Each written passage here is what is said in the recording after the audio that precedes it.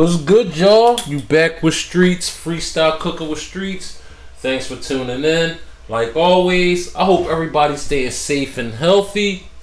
And of course, y'all know what it is. Got another great recipe to share with y'all. If you're new to my channel, welcome.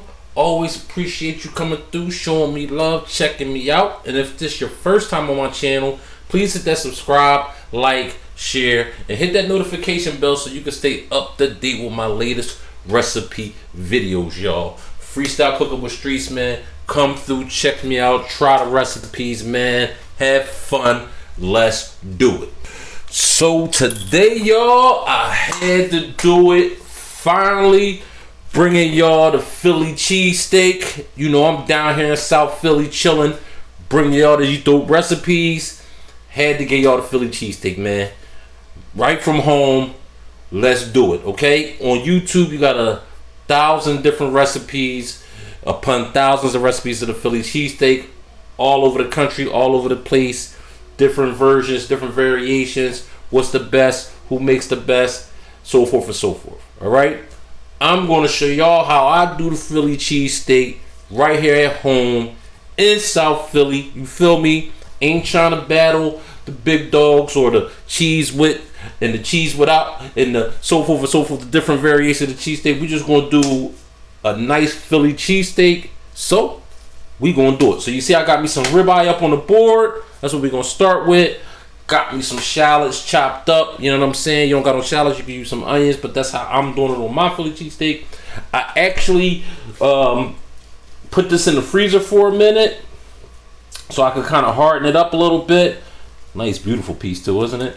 And because I want to cut this thin. All right, so I want to cut thin strips off of it, and you might want to freeze it. You don't want it to be real soft. I mean, I got it a little soft because I had it sitting out for a minute, but I got it hard enough where I can cut some thin strips. All right.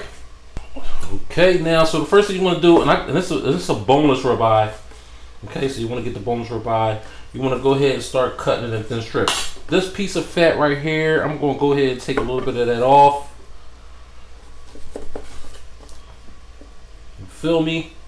And I'm going to keep that though. I want that. Alright?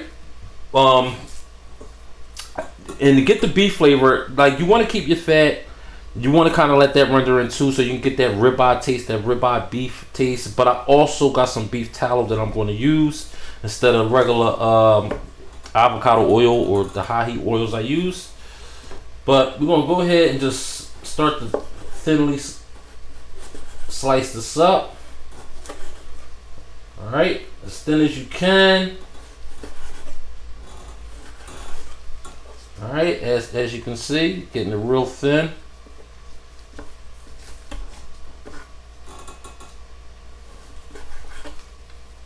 All right, there we go. Got our ribeye sliced up.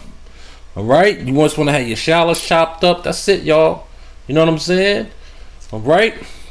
Now you want to get your pan out.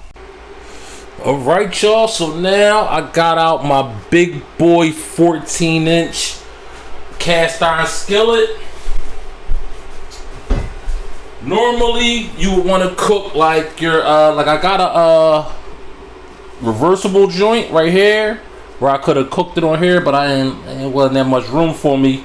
I mean, it is enough room, but you know, my 14 inch is gonna give me plenty of room.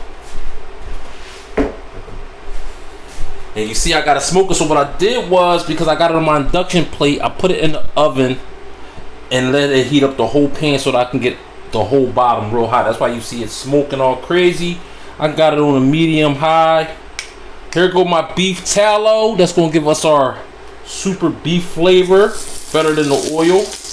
You can get this in your local Whole Foods or a specialty store. Oh yeah, I got it flowing like. That's because I had it in the oven, y'all. That's why I was flowing so hot. Alright, so the first thing I want to do, get my shallots up in there.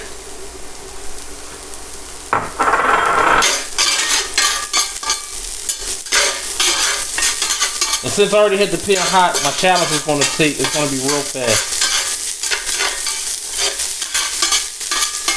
So you might want to actually turn it down to a medium because your pan is already hot.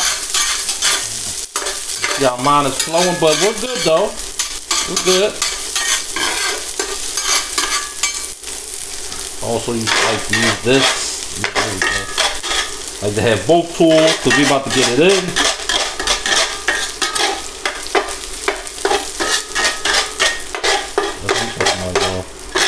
So I like to just, and being that a lot of the heat is starting from the center on this induction plate, I'll slide my, and this is a big boy, I'll slide my shallots to the side and drop some of my steak in there.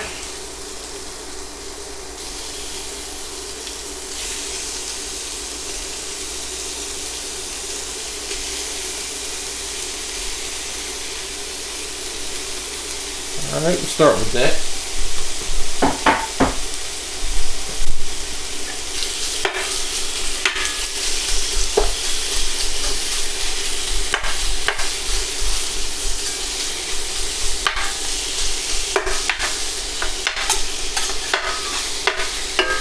Alright, let's get it going.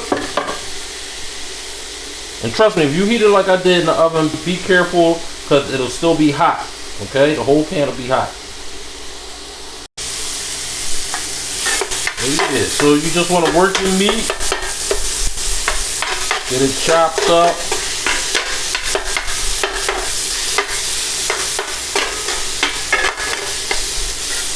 Oh yeah, look at that, y'all. Want to go ahead and add some salt.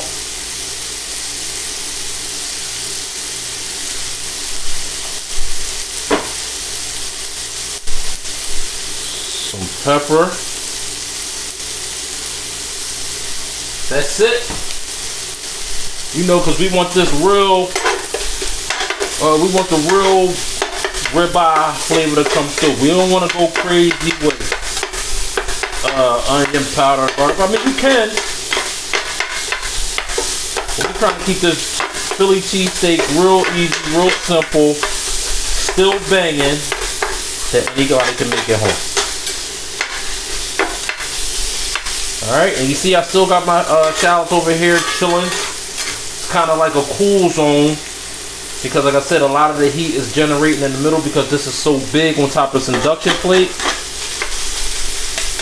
Which again is why I heated the pan up in the oven so I have a whole hot space. That's a real easy way to get your pan popping real quick.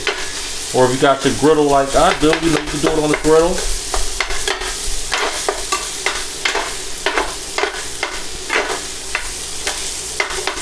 Yeah, that's what I'm talking about, it's coming together.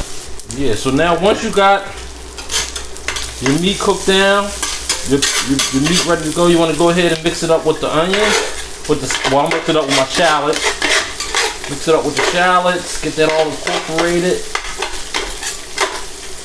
I'm telling y'all, real easy. Now, like I said, if you wanted to do a steak where you wanted to do like some green peppers and all that, but when you come to Philly and get a cheesesteak at the stadium or at one of the steak houses, they basically give you just the onions, the steak, cheese, and that's it. You can get the cheese whiz flow going on where you say you want the cheese whiz, you know what I mean? Get the cheese whiz flow going on. Or whatever like cheese you like, provolone, American, whatever. You know what I'm saying? But yeah, we got our, I'm talking about, man, we there. Ain't that looking good? Alright, now you want to go ahead and get your bread.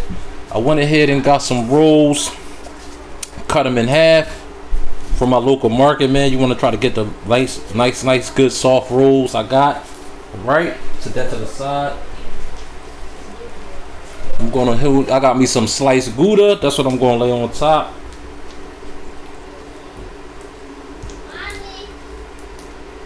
Also, at this point, if you don't have your sliced cheese, you would add, if you're using the cheese whiz, you could add the cheese whiz, get it incorporated in.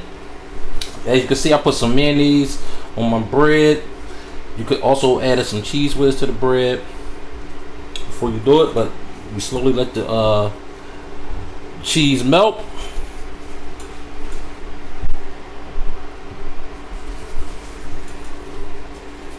Then you want to go ahead and you want to put your bun right on the top.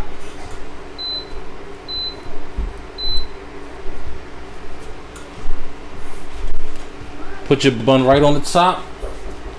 Alright, next you want to go ahead, take your spatula, get all up under there. Turn it over.